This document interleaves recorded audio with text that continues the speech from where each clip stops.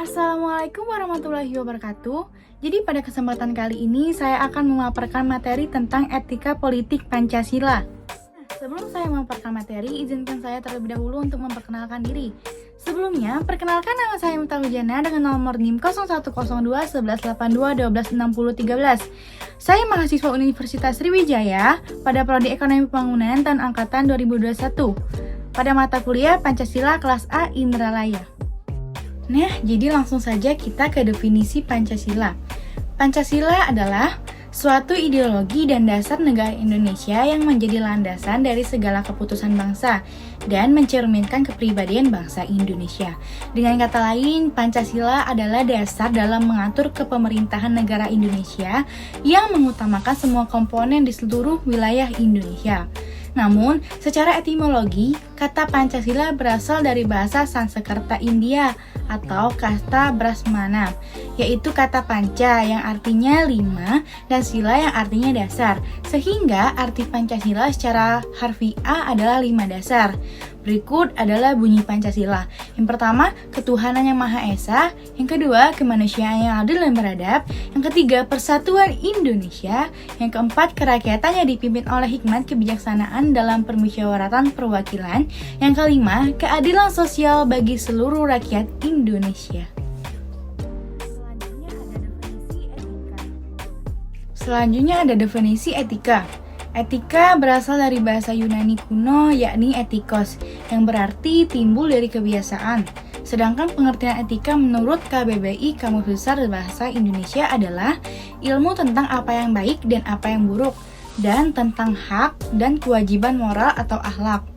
Etika adalah sesuatu di mana dan bagaimana cabang utama filsafat yang mempelajari nilai atau kualitas yang menjadi studi mengenai standar dan penilaian moral. Definisi etika mencakup analisis dan penerapan konsep seperti benar dan salah, dan baik dan buruk, tanggung jawab, dan lain sebagainya. Pengertian etika secara umum adalah suatu peraturan atau norma yang bisa digunakan sebagai acuan bagi perilaku seseorang yang berkaitan dengan sifat yang baik dan yang buruk yang dilakukan oleh seseorang, serta merupakan sesuatu kewajiban dan tanggung jawab moral. Berikut definisi politik.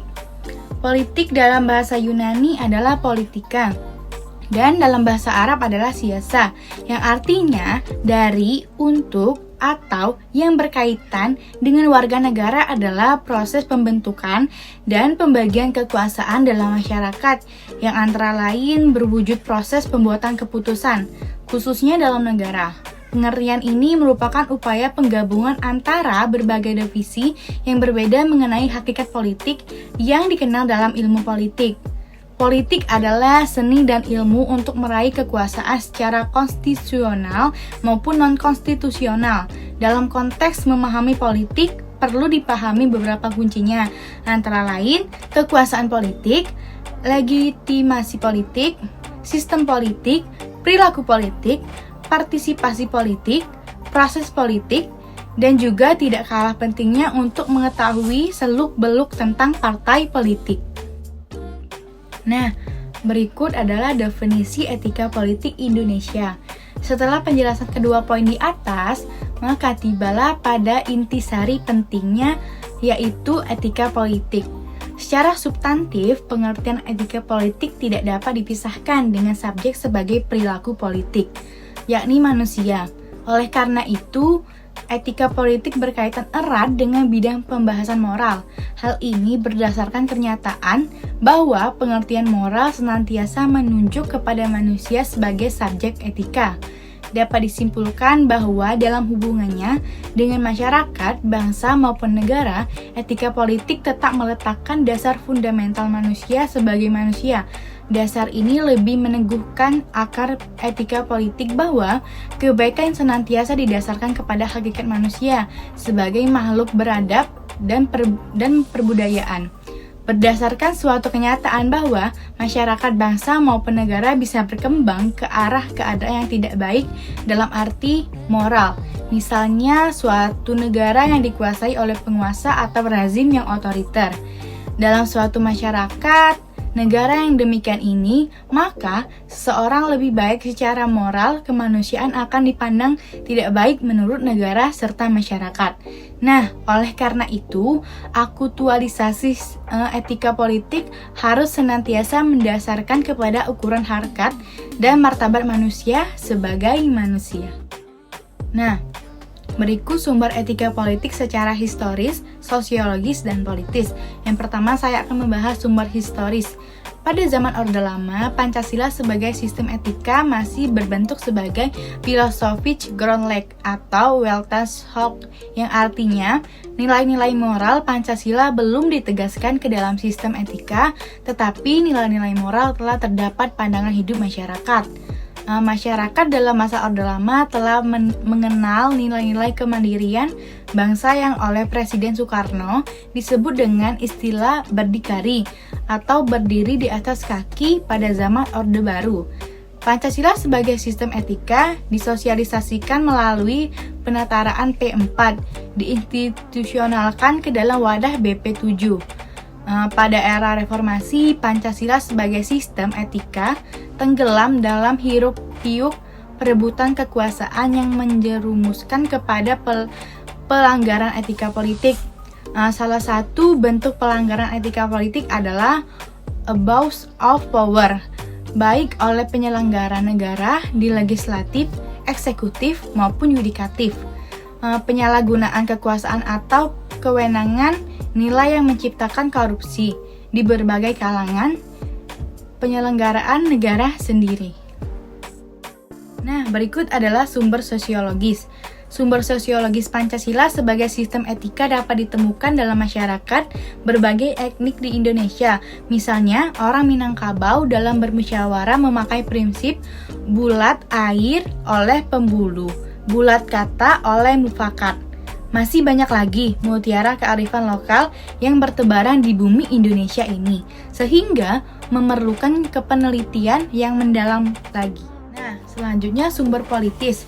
Sumber politis Pancasila sebagai sistem etika terdapat dalam norma-norma dasar, sebagai sumber penyusunan, sebagai peraturan perundang-undangan di Indonesia. Han Kelso mengatakan bahwa teori hukum itu suatu norma yang berbentuk piramida. Norma yang lebih rendah memperoleh kekuasaannya dari suatu norma yang lebih tinggi. Semakin tinggi suatu norma, akan semakin abstrak sifatnya, dan sebaliknya. Semakin rendah kedudukannya, akan semakin konkret norma tersebut. Etika politik mengatur masalah perilaku politikus, berhubungan juga dengan praktik institusi, sosial, hukum, komunitas, struktur-struktur sosial, politik, ekonomi. Etika politik mempunyai 3 dimensi, yaitu tujuan, sarana, dan aksi politik ekonomi. Dimensi tujuan terumuskan dalam upaya mencapai kesejahteraan masyarakat dan hidup damai yang didasarkan pada kebebasan dan keadilan. Dimensi sarana kemungkinan pencapaian yang meliputi sistem prinsip-prinsip dasar perorganisasian, praktik penyelenggaraan negara, dan mendasari institusi-institusi sosial. Selanjutnya, dimensi aksi politik berkaitan dengan politik pemegang peran sebagai pihak yang menentukan rasionalitas politik. Rasional politik terdiri atas rasionalitas tindakan dan keutamaan. Tindakan politik dinamakan rasional bila berlaku mempunyai orientasi situasi dan paham permasalahan. Berikut dinamika dan tantangan Pancasila sebagai sistem etika. Problem implementasi etika dewasa ini menurut Mufat MD karena adanya pengabaian moral dan etika berlangsung secara masif di hampir semua segi kehidupan berbangsa dan bernegara.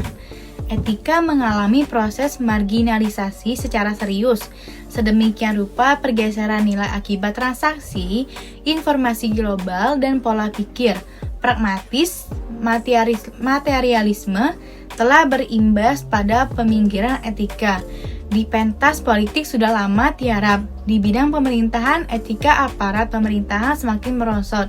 Di bidang sosial, etika dalam pergaulan antara sesama warga semakin tergerus. Oleh halnya, mulai dari pergeseran nilai sebagai imbas modernitas, derasnya arus informasi yang tak terbendung, sampai menyeruk kembali politik identitas.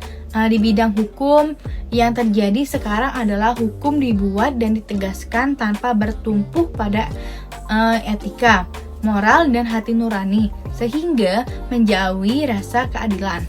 Faktor-faktor yang dapat menimbulkan menurunnya etika berbangsa dan bernegara yaitu berasal dari dalam maupun luar negeri. Nah, sekian penjelasan dan pemaparan materi dari saya. Semoga bermanfaat bagi kita semua. Saya minta maaf jika masih banyak kesalahan dan kekurangan kata. Kepada Allah saya mohon ampun. Wabillahi taufiq wal hidayah. Wassalamualaikum warahmatullahi wabarakatuh.